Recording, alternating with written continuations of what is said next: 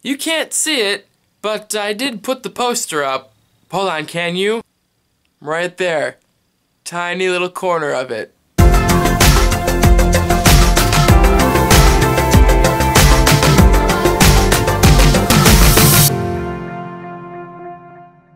Well, hello there! This week, just for shits and giggles, I decided that I would tell you guys some of the things that are quite interesting that I thought as a kid that are not true. So, here are things that I thought as a kid that are not true that I have now figured out are not true. Okay, so you know in school, when you're like in K4, K5, first, second grade, the teachers say that we breathe oxygen and trees and stuff breathe carbon dioxide, and so what we inhale is what the trees exhale. So I have this handy dandy tree diagram, and I remember one specific time when I was 6 or 7 years old. I went up to one of the trees that I have in the backyard and I went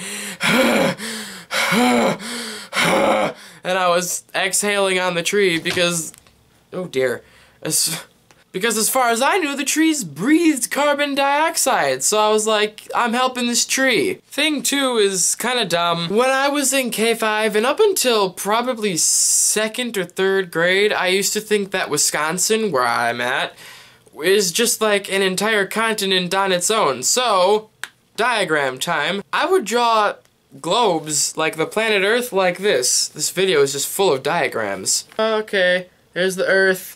Here's the North Pole, here's South Pole and like Antarctica, and then I would draw like some weird thing over here, and then over here, and then right in the middle, there's Wisconsin, right there. All by its lonesome, just its own continent, because my world was very little outside of Milwaukee. Thing 4 involves, what do you know, another diagram that I'm gonna draw on this paper bag. You know when airplanes are flying really super high up in the air and they look like little tiny white specks and they leave like that trail of white smoke behind them? Up until I was about 6 years old, I look up at those and I'd go, that is a roll of toilet paper up in the air, rolling, like just floating on the sky and just wrapping around the earth to protect it from thunderstorms.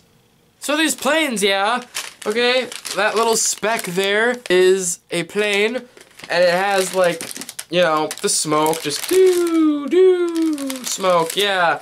And so I thought, here's the toilet paper roll, yay, and it was just like unraveling itself, and like the smoke was just the toilet paper being unrolled and just floating around the sky to protect me from thunderstorms. The last one for today is a little weird, but what is a WISTM video without getting a little weird? Up until K5, so 5 or 6 years old, I thought that every single individual person's private area was its own unique thing, and your parents just kind of like came up with like a name for your own unique private area.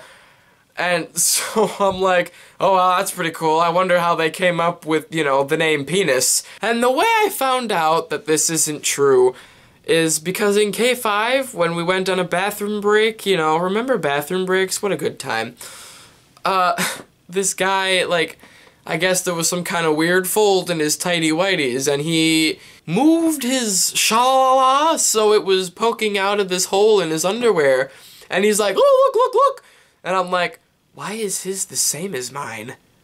What is going on here? And so then things progressed, and around 3rd, 4th grade, I learned that each individual male has his own sha-pa-pa-pa, and each individual female has a va-ja-pa-pa-pa.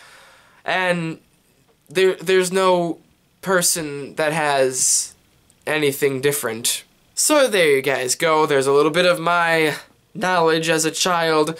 Thank you for watching. I hope you enjoyed. Hugs to all. Have a fantastic day. Be sure to tune in next week when we talk about some real talk. So get ready for that. Goodbye.